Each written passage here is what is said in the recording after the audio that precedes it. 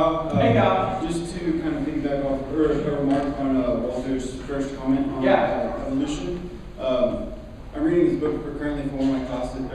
It's called Finding Darwin's God, written by Kenneth R. Miller. And what he does, he's I believe a molecular Teaches at Brown University. Yes. Yes. I believe he's a biologist, but I think he's like a molecular biologist. Anyways, Yes. What he tries to do in this book, and I haven't read all the way through it, but what I got so far is what he tries to do is weave together how evolution actually supports the existence of God. Well, let me agree with Ken Miller on this, and that is, if evolution's true, or if it's not true, God still exists. Why? Because the very process, let's say evolution for the sake of argument is true, let's say macroevolution is true, that natural forces have somehow created all this complexity you can see here, and all these different life forms. You would still need an external intellect to direct the natural forces to be so consistent. This is known as intentionality. Thomas Aquinas spoke much about it, Aristotle spoke much about it, and the idea here is even the natural laws upon which evolution is based require an external intellect. So he could be 100% right about that, and it doesn't disprove the fact that God exists, because you needed God to sustain those natural laws. However, I think there's a lot of problems in Miller's thesis, and if you want to read a counter to that, read Darwin's Doubt by Stephen Meyer, M-E-Y-E-R, Stephen Meyer. Okay. No, I agree with you on that. There is intelligent design that is part of it. I think that there is evidence for evolution, but I don't think that disproves God or that he was the first cause of this cause or the first cause. What would you say would be the best argument for macroevolution from your perspective?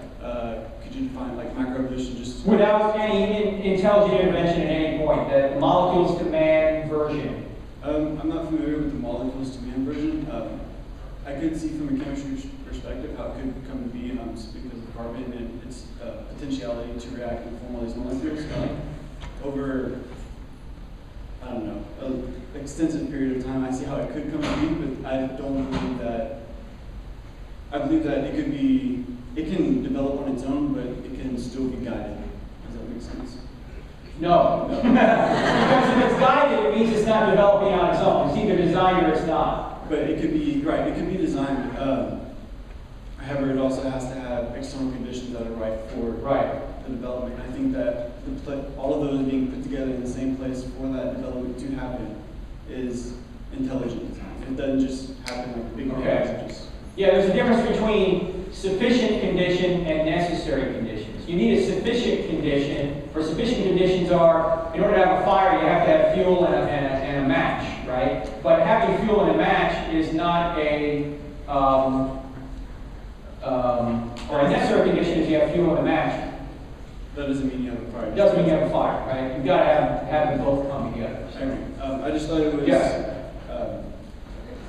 for lack of a better word, a coincidence that it's something that has come to my attention. He argues both sides out, like all these competing views have tried to disprove Darwin's theory of evolution and like why, logical reason why they haven't worked yet.